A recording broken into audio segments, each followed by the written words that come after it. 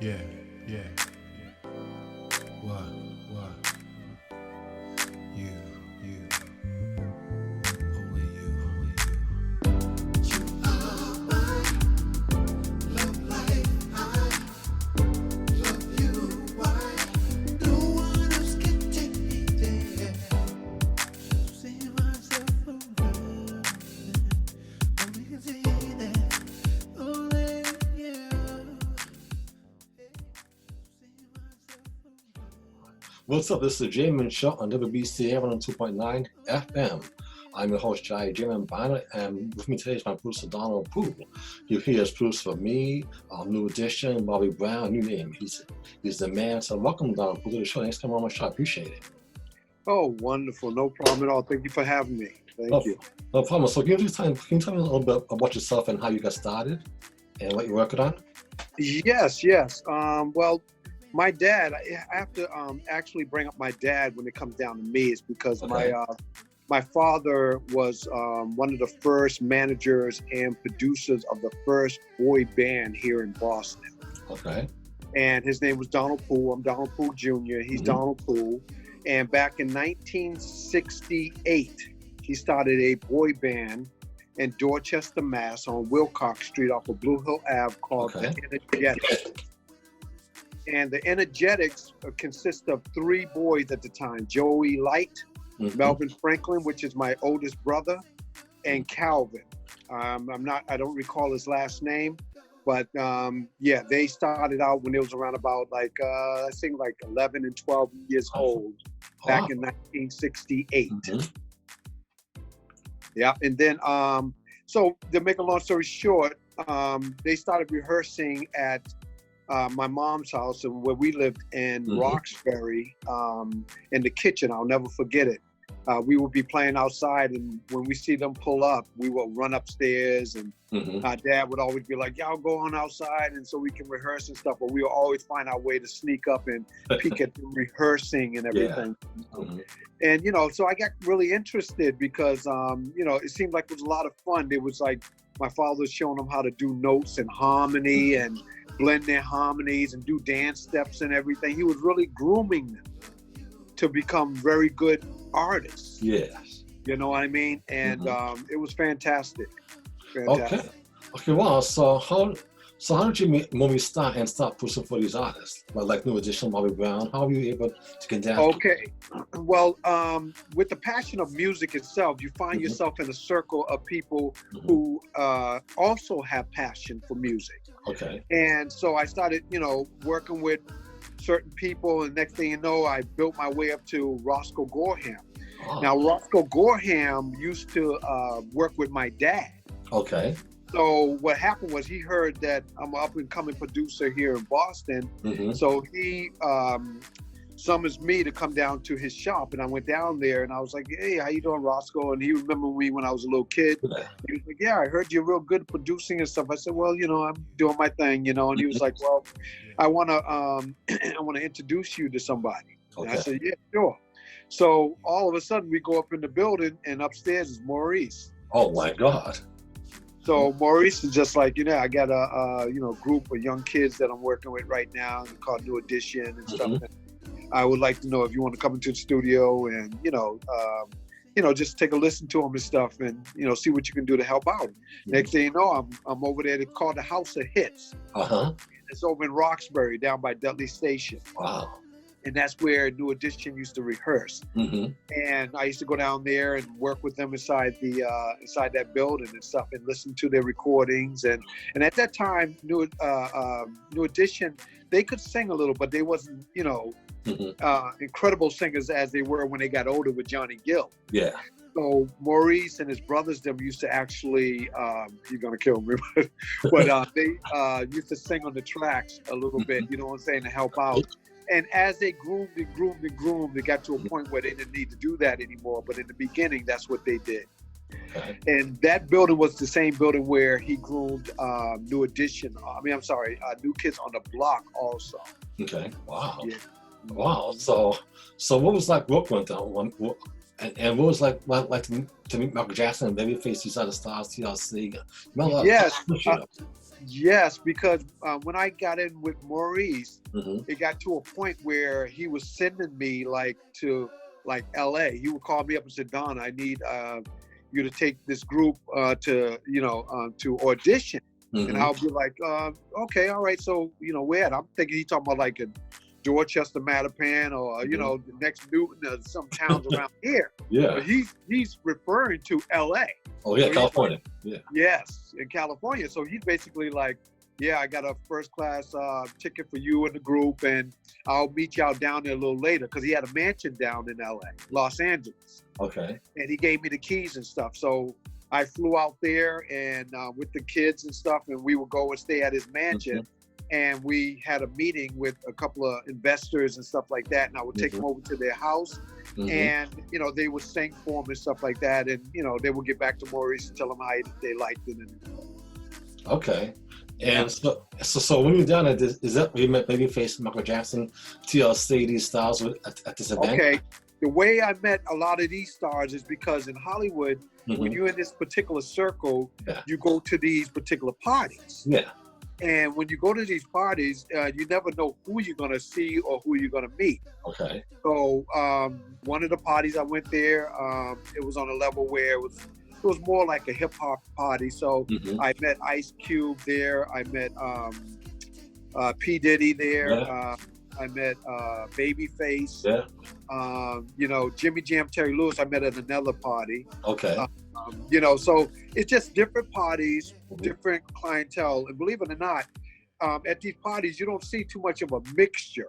Okay. If it's a hip hop party, then you will see more hip hop. If it's an R&B, you will see Babyface, and you will see Karen White, and you will see them. You know what I mean? So that's the way that rolls. Yeah. And didn't you also meet Alicia Keys, Maya, and Beyonce? Remember, there was some good. I met Beyonce, but I met Beyonce before she really blew up. I met Beyonce when I was skycapping for Delta. I was the head skycapper, and then she was checking in, and I just happened to check her in. Okay. And I didn't even know who she was at first until I seen, people started really looking, and I was like, why is everybody looking over here like this? The next thing you know, I looked at it, and I was just like, how are you, Miss Beyonce? And she was like, fine. And she had a couple of bodyguards with her and stuff. And so I checked her in, and I walked her right inside and everything. And we talked a little bit. And, she was just like, wow, you're a producer? I said, yeah, this and that. She was just like, yeah, let me get one of your cards. And I was just like, well, I don't have them on me right now, but I can write down my name. So I wrote my name and my numbers and my email down and gave it to her. Yeah. Oh, cool. But did you ever hear back from her, Alicia Keys? Or?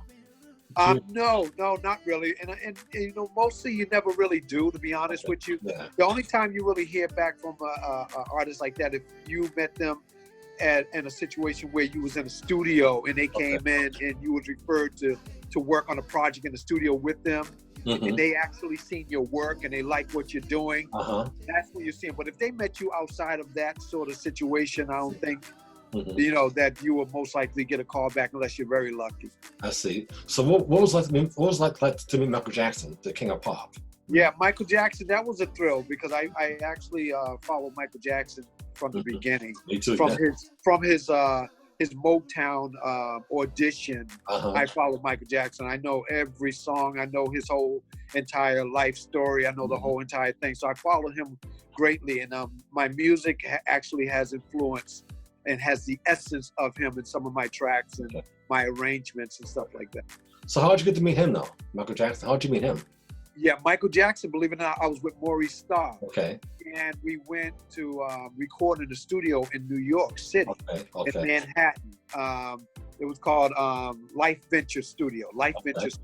Okay. And we went in there, and I guess something happened in the building that Michael Jackson was supposed to be recording at that point in time, the same time. And the only studio that was available was the one that we was in. Okay. So the owner came over to us and was like, I have a big favor to ask you guys, more Mr. Starr. He called him Mr. Starr. And Maurice was like, yeah, what's that? He said, the studio where Michael Jackson's supposed to be recording in, something happened, some technical difficulties or whatever the case is, and he needs a studio like right away. And he's actually about a couple of blocks away from here. and they're waiting for my answer. And I was sitting right next to Maurice when this was happening. Wow. He, Maurice was like, "Oh, MJ," he said, "You know what?" He said, "I'll do it if you'll let us, meet him and talk to him for a minute." Mm-hmm. He said, "All right, I'll be right back." Okay. So he went, he came back. He said, "Michael agreed." Okay. So Michael came, and just waiting for him to come was just like, we was both sitting there going like, "Wow," Mm-hmm. you know what I'm saying? And yeah, I'd be going wild too.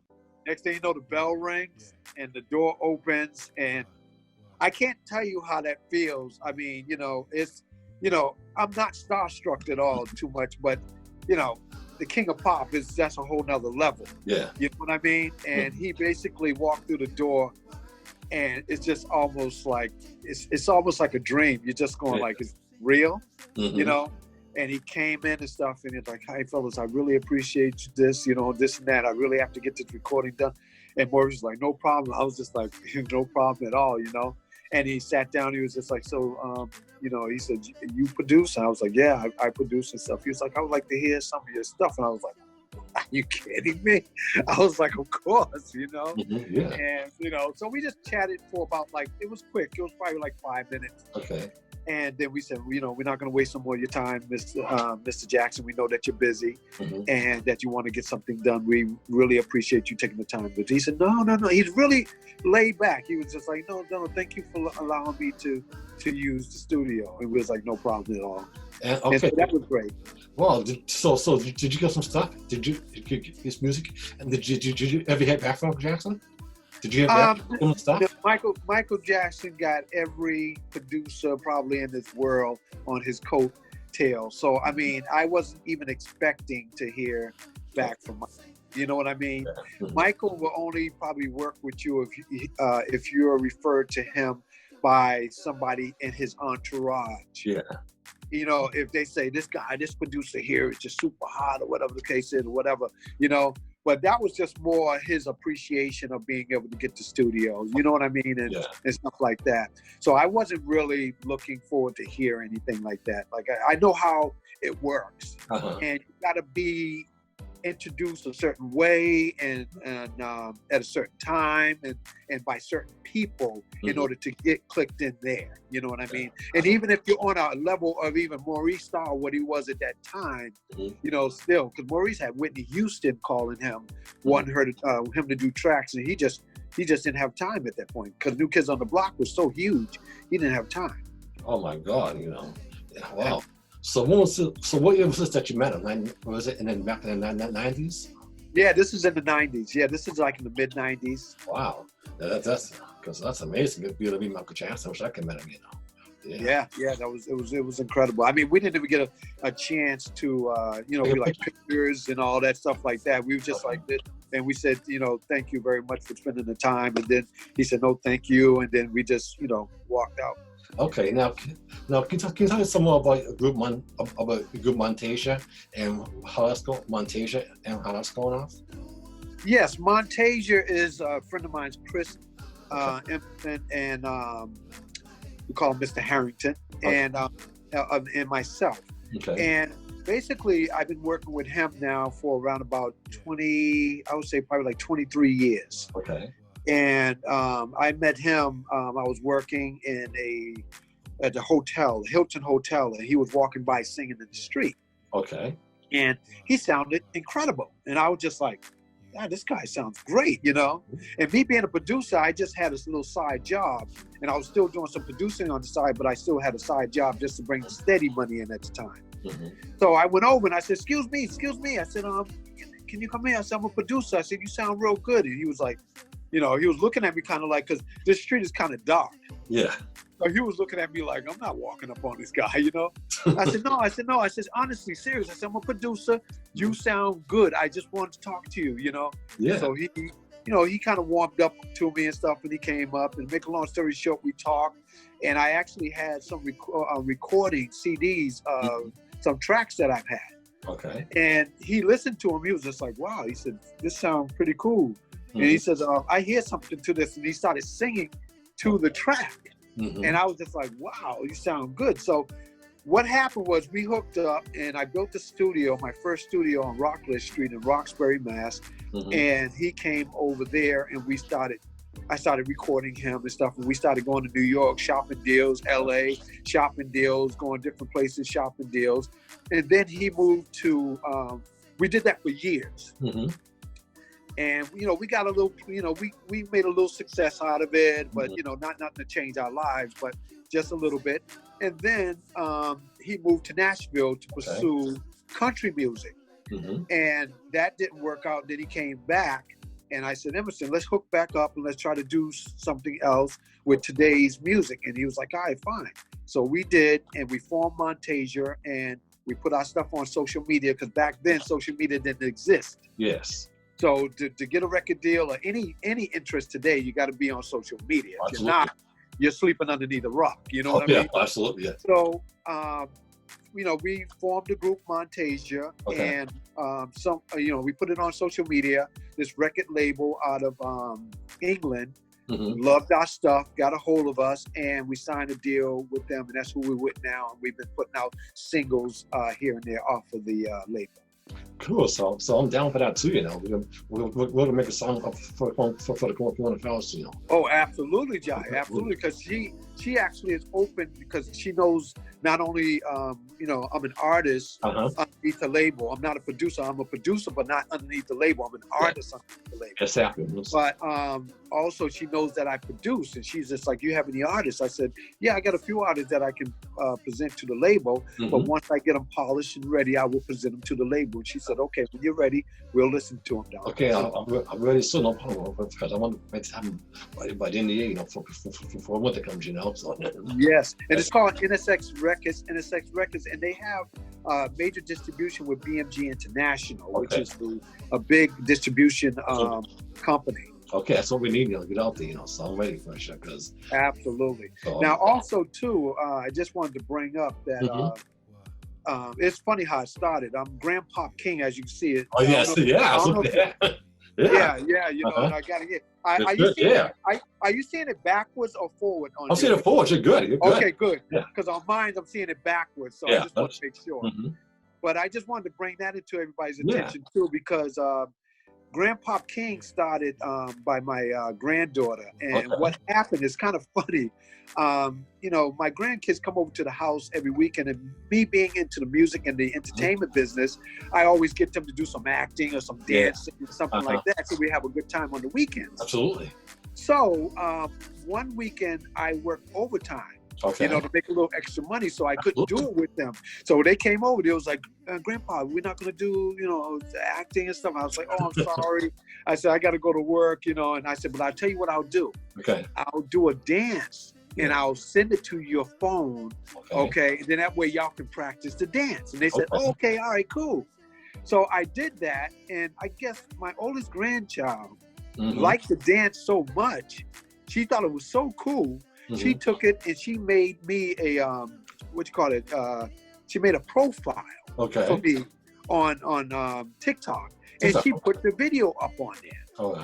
So I didn't know for a week. When they came back over the following week, she told me, she said I put your video on TikTok. I hope you're not upset, but you're a star. I was like, oh my God. I said, what do you mean I'm a star?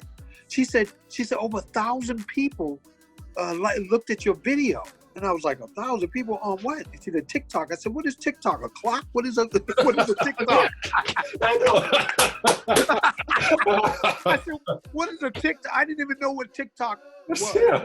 You know, and I heard that it was Musically and then it changed to TikTok. But anyway, she said, let me show you. So she brought her cell phone to me and she did like this and she played it.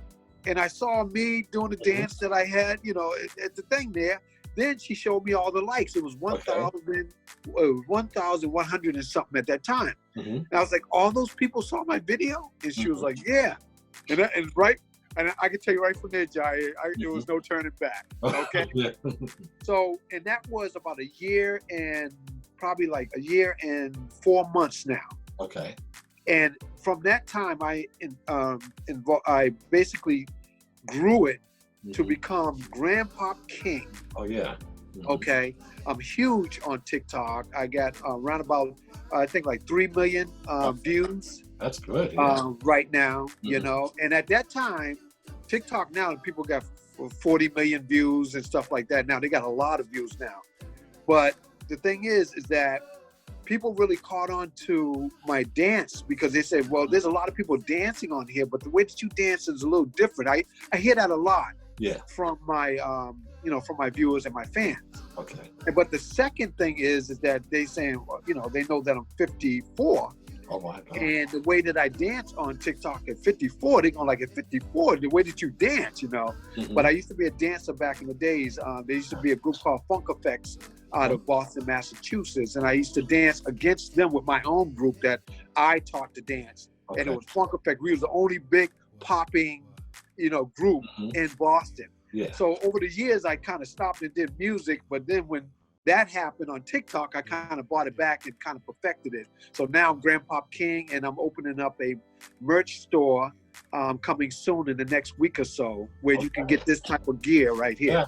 I make sure I get that, because that's good. Because the more you do, the more you bring it out there. I think that once this feels, I'm used to get some more hits, both of us.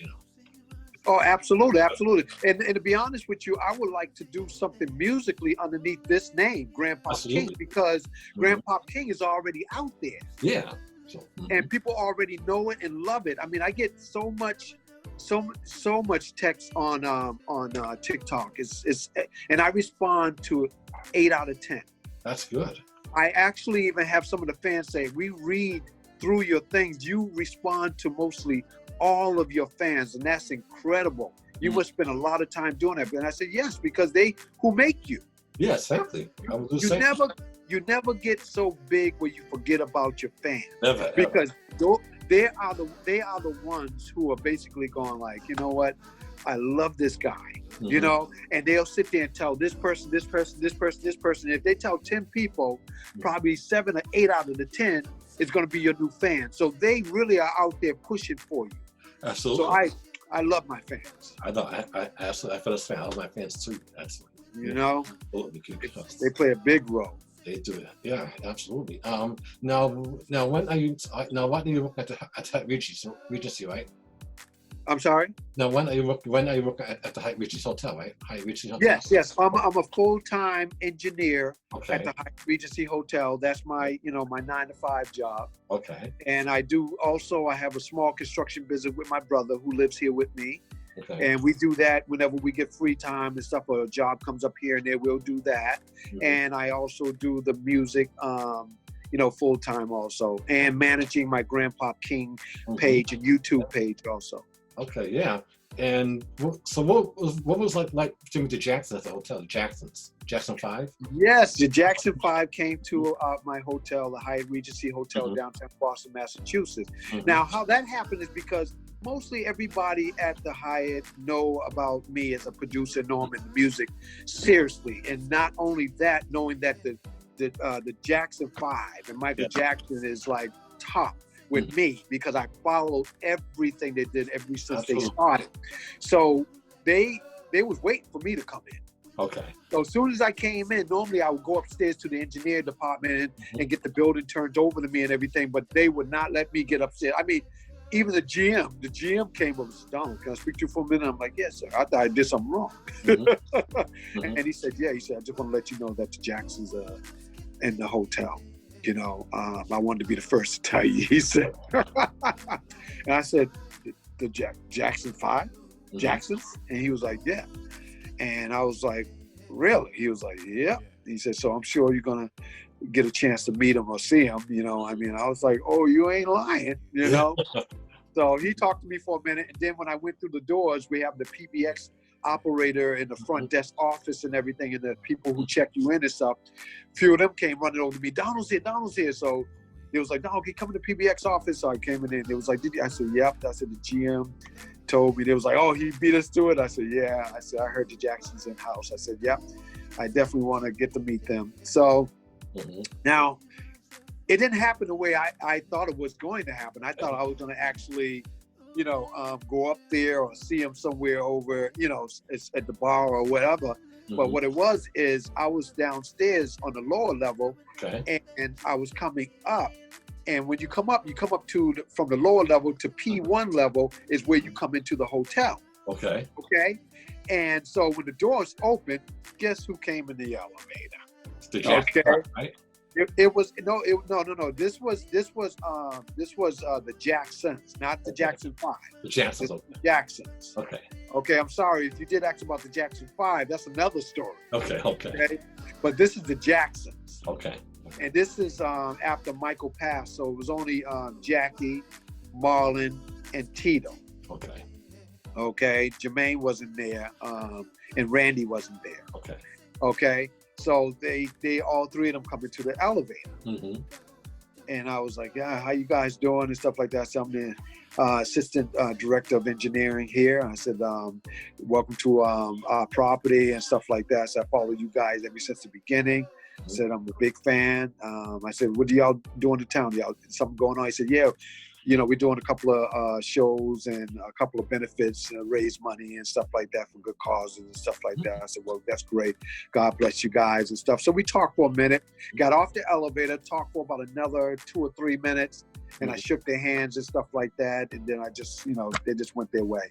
Okay. But that was my encounter with the Jacksons at the Hyatt Regency Hotel downtown Boston, Mass. Oh, wow. Okay. Now the Jackson 5, I met them because of the fact that I got to go backstage with them because of my dad. Okay, wow. Because like I told you, my dad was in the music business also back then, and I was able to go backstage. They came to Boston to, it was called then, it wasn't, what was it called? I forgot the name of that building. The Boston Gardens. Boston Gardens, yeah. Oh, yeah. It was called the Boston Gardens then. And they came and they did a show there. Okay. And after the show, I was able to go backstage, and it was very, very quick though, because it was just so much happening. It was just so much going on. And my dad was just like shaking the hand. He says, my son and stuff, and I kind of shook their hand, and that was so huge to me because at that time, I was a dancer and stuff like that, but I wasn't too much into music at that point in time. Yeah. But listening to it, I enjoyed listening to it. But I wasn't actually creating it at that time. And get back there to meet my number one group of all times was phenomenal. It was more than a dream come true. Yeah, I actually left this world when I went back there. Yeah, I can imagine. So that was fantastic. Yeah, because you met a lot of stars. You met like Babyface, P. Diddy, Mace, TLC, Will Smith. Yeah. Alicia Keys. Alicia Keys. Alicia Keys, believe it or not, is very shy. Oh, she is? Okay. Yeah, she's really shy. You would think Michael would be like that. You know what I'm saying? I thought Michael would kind of come in and kind of be like this. Michael was just like, hey, what's up? What's going on? He was really cool. But Alicia Keys, she was kind of like, every time you talk to her, her eyes would go down and she would kind of like, look away from you a little bit and just looking so beautiful, but she would just kind of look away a little bit like this, and I just thought it was adorable, you know what I mean? But, so I didn't hold her too long, but, I just told her how much I like her music and stuff like that, and that I would like to do a couple of tracks on it and things like that, but then again, like I said before, you really don't get in that circle unless you're told by somebody in their circle to bring you in. Okay, so yeah. You know what I mean? Yeah, that's the way that works. Yeah. Yeah, it sounds like you're on a roll because you met so many stars and we're going to start doing our music, and you can sound this level overseas, right? So you got some good stuff on you. I'm ready for it, and because I see your videos on YouTube, I see your videos on Facebook, and I think if you put it on YouTube, you might get more hits on YouTube. Well, to be honest with you, YouTube is a different platform than TikTok. TikTok, people are looking for that on that platform. Okay. That platform is a entertaining platform. Oh, I see. Oh. It's actually evolving around the COVID-19 now and political now. Oh my God. But when it first started, when I first got into it, it was all about entertainment. Okay. Any talents that you got, I don't care if you can take this pen and spin a basketball on it, or you can eat, mouse, whatever, whatever you can do that is different and interesting, you do it on TikTok. Okay. If you are trying to run a business and advertise and do commercials and things like that, YouTube. Okay. You see? So that's the reason why I started my YouTube page from TikTok, because people was asking me, I want to learn how to do what you do. Okay. You should go to YouTube and open up a YouTube page showing how to wave dance and pop dance and Grandpopking dance, period. Okay. And I said, yeah, that'll be a good idea. So I went over there and I opened it up, and it's called Grandpopking. You go there, just type in Grandpopking. My page will come up, and I have 3 volumes learning how to moonwalk, pop dance, and wave and stuff like that. Okay, yeah. So I'm gonna see this video. This video I have put on TikTok, and see get some hits because I did, And you're saying maybe I should put some of my videos on TikTok as well, right? Because that's yes. Okay. TikTok. Yeah, like I said, TikTok is now TikTok only allows you 15 to 30 seconds, so it's not where you can really put a music video on. Okay, that's now you can put a presentation up. Okay. And do clips of your video. Okay. You know what I mean? But as far as it being a place where you want to put your complete video on, that's YouTube. Okay. You got TikTok, you got YouTube. Okay. And then you got Instagram, you got Twitter, you know what I mean? Yeah. And all of these platforms play their own, significant role. Okay. And you got to know what role each one of those plays to get the best out of each one. Wow. And can you also put pictures on TikTok too? Pictures? Yeah, you can do slideshows. You can actually, TikTok always continuously upgrades different effects and different things that you can do on TikTok. But to be honest with you, myself, I use very little of that. Yeah. And that's just for myself because I just want to keep it real. Yeah. I notice on TikTok, the more effects you use, the less people really are interested in you, because anybody can pull up some effects and do something. But for you to do something without, any effects and make people go like, oh my God, that is what talent is. I guess that's true. Yeah, TikTok.com, right? Gotta check that out. TikTok.com. I'll check that out tonight. TikTok, actually, I think it was about a month and a half ago. TikTok, it came out that TikTok now is the number 1 platform, social media platform on the face of the planet. Oh my goodness! It beats out Facebook, it beats out YouTube, it beats out Google, it beats out all of them. Twitter, Instagram, all of them. My God. And it is growing. Okay. You gotta hear that, guys. Make sure you check out TikTok. Get us on your platform on TikTok. That's really what I do. Me too. TikTok is amazing. It's amazing. It's been really good to me, and it's been a real good. I've been having a ball with Grandpopking, and I came up with the name because I was sitting with my fellow engineers, and it was like, man. And one of my engineers, actually, his daughter is one of my biggest fans. She said, my daughter loves you. And I'm like, what? He's like, my daughter adores you. She wants your merchandise when it comes out and everything. Actually, she wants to know if, you can come over to the house. And I was like, yeah, I'll come over and meet her. I was just, it's incredible. It's absolutely incredible. So it's been really, really good to me. And I've been having a great time with it, And for me to be at 54 and being able to do something I love to do and others love it too, I'm living my best life. Absolutely, and I think you're living your life more once you get out there. Best life. I'm ready for that. Yeah. So, what advice can you give people who want to do what you're doing? Who want to do music or film? What advice can you give them? What if somebody wants to do it? Yeah. What kind of advice can you give to people? I would say, okay, that's good. I would say have passion for it. Do not do any entertainment or anything in your life, to be honest with you, without having a passion for it. Because there's a lot of people doing things because of the fact that somebody just say, oh, this makes a lot of money, so go do this. Or they watch videos on YouTube and on TV or whatever the case is, and people drive around these nice cars and big houses and diamonds and gold teeth and all that stuff, and they want to do it because of that. Mhm. That's not the reason why you do it. Okay. You do music because you got a passion for music. Absolutely. And do music because you want to do it, because you want to express your innermost feelings and your talent that Mhm. God has given you to the world. Okay. And try to make it as positive as anything, because I seen the industry go from positive to extremely negative, almost, demonic. Well, wow. Okay. And because when I was growing up, Sugar Hill Gang was out. I mean, it was like Run DMC them was out. I mean, it was Slick Rick. These were storytellers. Yes. These guys would get on there and talk about stories, and they would do it in a way that is so finessed and so unique that it just draws you into them. And what was so good about it, it was only one of them. Okay. Today, you can have 10 artists that sound exactly alike or look exactly alike, and you're going like, who's who, Mm-hmm.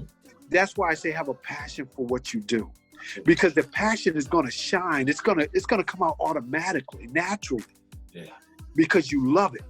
So if you love acting, you're going to really get into it and make people believe it. Even if they're sitting in a movie theater looking at it, knowing they just paid $15 to see this because it's a movie, they're going to forget because you are acting so well, they're going to get into it. Same thing with music. When people hear your music, they're going to feel where you're coming from if you're true to it. Absolutely. So always stay true to it. I say that to everybody. Be real with it. Be true to it. If you do something that doesn't sound good and you're not satisfied, chop it back down, start from scratch until you feel good about what you're doing. Absolutely. This is the Jayman Show on 2.9 FM, Boston's community station. The show, my boy Don. And Don, so what do you like to do in your spare time? What do you do in your spare time? I like to spend family time. Family means so much to me. And it's because of my mom's, my mother was absolutely incredible. All the things that she taught us. She raised 8 kids on her own. And, my dad was in and out, but, he wasn't living in with us. You know what I mean? But she did an incredible job because we all came out good. She taught us the right values. She taught us respect ourselves, automatically respect others, to do the best that you can. And, my dad also, he came in and he's like, shoot for the stars, but it's okay if you hit the moon. I'll never forget that, because that resonates with me, because of the fact that when he said that, it opened up a door for me like a portal to how I look at life. Okay. Because when you say shoot for the stars, but it's okay if you hit the moon, what he's basically saying is that always shoot for the best, but if you hit the moon, you're still fine. Absolutely. Because the moon is still way out there. You see what I'm saying? He said, just never shoot yourself down without even trying. Like some people are like, I'm not going to try that because I never did that before. I'm not going to try that, He said, no, try it, because you know what? You might stumble into something that you are phenomenal at. Okay. And if you don't, he said, that's fine. It just means that it's not meant for you. Okay. Try something else. So I say this to everybody: have a passion for what you do, love what you do, because when you do, it's going to shine and it's going to show other people that you love what you're doing too. And they're going to want to work with you. Absolutely. I have so many people that want to work with me because they can feel my energy of how much I love what I do. Yeah, absolutely. And not only in music, in my engineering work, in my carpentry work, in raising my family, everything you do, have a passion. Absolutely. So give to others. Give to others too. Absolutely. Good artists. Get the artists support each other. Yes. Absolutely. So what do you like to travel? What's your favorite? Where do I like to travel? What's your favorite place to travel to in the whole world? Oh, my favorite? Yeah. I would say my favorite is, Puerto Rico. Okay, I want to go to Puerto Rico too. Yeah. Yeah, Puerto Rico was so much fun because my wife's from Puerto Rico. So, when I went over there for the first time, it was just drop dead gorgeous. Because I never really left out of the United States of America, which I know Puerto Rico's part of America, but it's a different land and different culture within itself. So when I got over there, I was just like, wow, it was incredible, So yeah. Okay. So what kind of food do you like to eat? What kind of food do you like to eat? Well, in 2007, I was diagnosed with H. pylori. Oh my God. H. pylori is basically like a mild ulcer. Okay. Oh my God. You know what I mean? So basically that all healed and everything, but because of it, I became very health conscious because it deals with the nervous system in the stomach and, you know, stuff like that. So I had to be very careful with what I ate.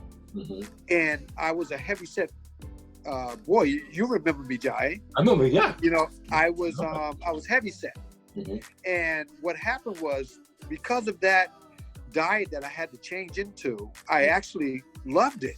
Wow. I felt better. I felt more energetic. The brain fog went away. I mean, I was just like very alert, you know what I mean? And I loved how I was feeling. And ever since 2007, I stayed on that path. And also, not only me, I was so inspired by it that everyone who I got in contact with, I actually, you know, introduced it to them. Okay. And some took it, some didn't, but I made sure that I plant the seed. Okay, absolutely. To eat healthy, you know, and I do say this too. 8 words I use for everybody. Now, I'm going to give this to everybody. Okay. 8 words. All right. If God didn't make it, don't eat it. Absolutely. Okay? Absolutely. Absolutely. And that's the way I look at things. I hear you. Me too. So, what can we do? So, what do you think we can do to change the world, make the world a better place? I think everybody. It will actually take all of us, because changing the world is very hard for one person. I mean, you can't ask, but you can look at Martin Luther King. You can look at, you know, various people in our history who stood up for a lot of people to try to change the world. You know what I mean? But if you still don't have the mass amount of people all together to do so, it's going to be very difficult. But what each person can do is their part. Okay? That's what each person can do. You can do your part.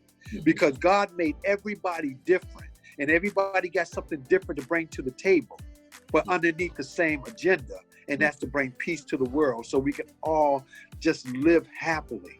Yes. You know? And growing up too, you know, everybody when they was young said, I wish I had $1 million. I wish I was Michael Jackson. I know I did. You know, I wish I had $1 million, Michael Jackson. You know, when you get with your friends outside and y'all all in a circle and stuff. And, what do you want? What do you want to do? What do you want? I want to be like Michael Jackson. I want $1 million. You know, but when you grow up and you mature, you realize that money don't bring happiness. What brings happiness is having a wonderful family, having people that love you unconditionally, and just being able to go and work for something and achieve something. I'll be very honest with you. Somebody can give me a lot of money and I can sit there and buy a house and furnish the house and put a car in front of the house and everything. You know, you could do all of those things, but, you know, I know some other people that are like this, but there's something about working towards something and achieving it because you worked hard for it. Yes. What, you know, what you get out of that versus somebody just giving you something and you just buy all of this stuff, it's not the same. Because I'll be very honest with you, I've been there. You know, I've been there where a lot of money came in and things was bought, and the appreciation of it, you know, when you first get it, you're like, wow, you know, but after a while it kind of just dies down because you're just like, you know, if I can go and buy another one or I can buy another one, you know, but when you work for something, if you take it and you push it aside and you save for it, and you save up, and then you take it when you're finished and you bring it there and then you get what you want, it's not like it. Absolutely, yeah. I know. So how are you doing with this coronavirus? How are you staying safe during this pandemic? Oh, I'm doing actually well because, I mean, I won't get too deep in what my views are with this because everybody got different views about it. But I just on a safety issue and to generalize it, it's just all about being safe, and not only for yourself but for other people. Okay. You know, when people are wearing masks and doing stuff like that, they got to understand you're doing this for 2 reasons. You're doing it because of the fact that you want to protect yourself, but you want to protect others around you. Okay? That's what the whole idea about the mask are. Okay? And 2 is that I believe everything happens for a reason. I believe that we are going right now into a different vibration. Okay, the world is going into a different vibration, and things are changing, and the world is actually waking up. People are waking up to what's really going on around us, and people are communicating. That's the reason why God gave us the internet. That's the reason why God gave us the technology, so we can communicate more and we can get more access to the truth and information, because knowledge is power. Yes, it is. And if you get knowledge about something, then you know how to do it. If I want to put this car together, I need to look and find out the mechanics of how to put this car together. And now I can just turn the computer on and get that information. Before, you had to go to the local library and hope they got a book that has that information in it. Okay, back in the days, back in the 70s and 60s, you had to do that. But now you can go on YouTube and learn how to do anything you want. Yeah, it's true. You know, so God has given us, you know, access to information for anything that you could basically think of, because the algorithms of Google and YouTube is of anybody who types something in or put a video on there, it keeps growing and growing and getting smarter and smarter and smarter. You can't type something into Google that somebody else haven't typed already. You know, and that's how smart these things are becoming. So yeah, so it's to me, it's really all about being safe. It's all about listening and doing what you can to make a change, and also being obedient to what God is saying through this pandemic, which is He's letting everybody know that we need each other. That's true. Okay, we need more love in this world, because if we don't put love in this world, it's either or. The cup is have to be full. It's either going to be full with hatred and evil, or goodness and love. And God is goodness and love, and that's what He wants, majority of. And this is what this is doing, to be honest with you. A lot of people are coming together because everybody's waking up, and I think it's a beautiful thing. So there's a positive side to this whole pandemic. Absolutely. So what inspires you, and who do you look up to? What inspires you? Who do you look up to? Many people, but I can actually prioritize here. God is number one. Absolutely. Okay. Yes. God is number one. Absolutely. And after God, it's definitely my mom and my dad, because they was always supportive in anything. I remember my dad walking down the stairs, and I used to beat on the stairs. I would sit there and put my hands on the front and go. And my father would walk downstairs and start going like, you know, with my feet, and then he would laugh, and he would shake my head like this. You know, dads always do this to your head, and he did that to my head. He said, "That sounds good, boy." He said, "That sounds good." And I don't know if he knew it or not, but every time I did something and he said, "That sounds good," or something like that, that meant the world to me. Absolutely. When he drove off in his Lincoln Continental, I would sit there and I would try to perfect it. Because he said he liked it and he loved it. It meant everything in this world to me that he said that. So I just sat there and I said, I'm gonna perfect it, you know. And I just started doing more and more. And I didn't just apply that in my music. I applied that in school. I applied everything I did. Everything. Now me remembering going back, everything, building clubhouses, making go-kart, everything. I wanted to be a perfectionist. Yeah, I understand that. Yeah. So that and them, and also all the people who, you know, came into my life and said something to me or helped in a beautiful way. I look up to them, because it takes a big person to come and really help another person. You know, like the other day, I'm going to say this real quickly. I know I'm long-winded, but I was over in CVS and I was waiting, because we're doing social distance now. So you have to be back about 6 feet from each other. Yes. And these two guys went to go buy something, and they had all this stuff up on the thing. And then the guy started going like this, feeling in his back pocket. And he was like, I got my wallet, you know? And she said, well, I'll put this aside. And he said, well, we'll be right back. So what I did is, as they going out the door, I ran up. I said, I'll pay for that. You still got it up there? He said, yeah. So I paid for it. Mhm. Then I ran out after him and I said, here. And I gave him the bag. I said, here you go, gentlemen. I paid for this for you. And I mean, they froze. Okay. They froze. Hmm. They just looked back and they were just like, and I was just like, they said, thank you so much. I said, no problem at all. So I was getting ready to turn around. The guy said, you know what? Hold on 1 second. Mhm. I need to Venmo you this money. And I said, no, it's okay. He said, no, I insist. That's it. He said, you did your good deed. You did this and you didn't ask for nothing. Mhm. He said, so now I want you to take this. Matter of fact, I want to give you $10 on top of it. So he Venmoed me the money back with $10 on top of it. Oh. You know? All So, right. I mean, you know, you do things from your heart. Mhm. You know what I'm saying? And do it without looking for a reward. And you will be blessed in other ways. Because sometimes you don't need to be blessed right then and there. You need to be blessed with something else. Okay. Yeah. You know what I mean? That's a I powerful. just want to give that back. Yeah, that's a good story because I understand because I've done that for myself, so to help people out too, because that's what we need nowadays is help, you know. Because Yeah.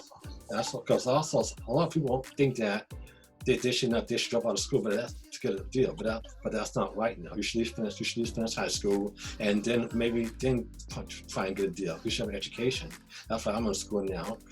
In school part-time until December because I want to try and get my degree in Boston so I can do this full-time. But you should have something for back. Absolutely. Absolutely. You know, because knowledge is power. And I see that you know, I know this interview is about, you know, about me and doing stuff, but I do want to say something about me and your relationship. Yeah. Mm-hmm. I just want to say that, you know, even working with you over the years, Uh-huh. you always show a great passion for what you do. And I respect that. Thank you. Big time. And I'm very proud of you because everything that you come to me with, you always come to me with a serious passion that you want to change the world and you always want to do something better for the world. And that's why I believe we work so good together because we're parallel when it comes down to that.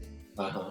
Yeah. You know, we believe in anybody that's on this earth right now that don't want to do something to better mankind or better themselves so other people can be better because of them. Yes. I believe that they got to come back here and do it again because they didn't get it this time. Me too. I feel the same way. You know what I'm saying? Uh-huh. I don't want to come back here. I want to elevate. Me I too. want to go to the next level that God got for us. Mhm. I don't want to come back here. Mhm. So some people just don't get it, unfortunately. Okay. You know, and it's really unfortunate because I believe that their soul have to come back here and do it again so they can get it. Yeah, that's You know? true. That's why I started, you know, learning about cameras, video equipment, doing cargo shows. I got to be some styles because I got to interview that's what I interviewed Cassie. I interviewed Cassie, and then I interviewed Leslie James. That was great, you know. So that's why I did this podcast show. I'm learning new stuff, you know, about the business, trying to see what I can do. Because I think That's right. And you know what? I believe if you do things with a passion, Mhm. it shines through whatever you're doing. Okay. And if you get it out to the masses, like we got social media now, Yeah. you get it out to the masses. Mhm. I believe it will find you. Okay. You see what I'm saying? Absolutely. A lot of times you ain't gotta do too much searching if you do your stuff with passion and of quality and get it out there. Mm-hmm. And I always tell my friends and them too, you know, they're like, well, how are you getting stuff? I said, look, just make sure that your product is good first. Absolutely. Don't think too far ahead. Mm-hmm. I mean, don't get it twisted. I mean, know where you're going and know Mhm. what path to take to get to your goal. Uh-huh. But don't worry about those things until you take each step, because anything you do in life is like steps. Absolutely. Yes. You take one step, learn that step, get that step solid. Take the next step, make it solid. You know why? Because if you fall back down, guess what? You're going to get back up there quicker because you already learned those steps. Mm-hmm. You see? So it's very, very important. Now, if you try to get up to the top too fast, what's going to happen? You're going to try to jump upstairs too high. You're going to fall down Absolutely. and possibly break your neck. And if you do that, then you can't get back up on there because your neck is broken. So, I mean, take each step at a time, learn each step as you go along, because once you learn it, that means you're getting better at it. Absolutely. So if you do fall, you can go up quicker because of the fact that you already experienced it. Mm-hmm. Yeah, that's true. That's some good advice. Absolutely. So where can people find you on social media if they want to contact you? Oh, a few places they can do. Like I said, they can do the YouTube grandpopking.com. They can do TikTok. Just put in Grandpopking. Yeah, I see that. Yeah. It's all one word, Grandpopking, all one word, no spaces. Okay. My email is D as in Donald, my last name Poole, P as in Peter, OOL as in Larry, E as in Eddie, 31@hotmail.com. And my cell is 978-758-1799. Absolutely. I hear that. Make sure everybody call him. He's the man. He can make it happen. He has the master plan, so call him right now. ASAP. He is on Instagram. He's on SoundCloud, everywhere. Check him out. He's the man. That's why he's doing this interview. We're here. Where are you guys? Check him out. We're here. Yeah, absolutely. We're gonna make it happen. All right. Yeah. So what are your plans for the rest of for the rest of the weekend? Any plans? For the rest of the week or the year? Or the year, because I know we're gonna try and get the song going. So yes. It's really about getting the songs out there and just trying to get it to a point where they catch on. Right now, the label is looking at a movie soundtrack that might be interested in one of Montasia's songs. So we're sitting back and we're kind of hoping that can kind of go through. Grandpopking actually was very close to an iPhone commercial deal, but that fell through. But many more things will come through as long as you, like I said, as long as you keep it up. And you keep the passion, it will come, because see, these things came. Okay, yeah, they did, We didn't go looking for those; they came because we are being passionate about our creation and we're putting it out there. So that's what's important. Yes, that's true. And you also have to have patience, right? And also, but I guess the patient things, good things happen to you, right? You really have to have patience, because what happens when you run too fast? Sometimes your foot hit each other and you trip and you fall. But if you're walking steady and firm, you will always get to your destination without any accidents happening.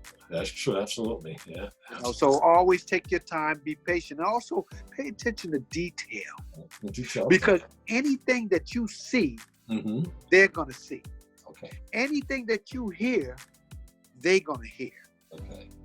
So just pay attention to detail. Be a perfectionist when it comes down to this, because it's gonna make you stand out from the rest. And also keep growing in your life, right? Number one, keep growing.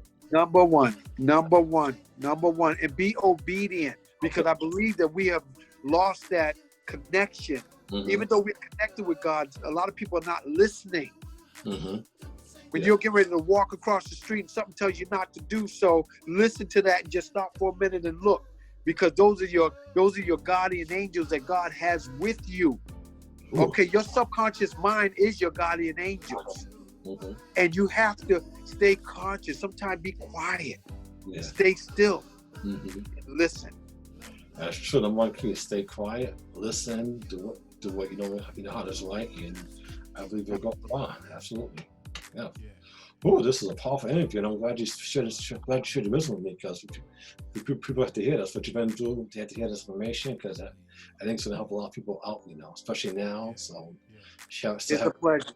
It was a pleasure, Jai. Thank you so much for having me on here. Are you kidding?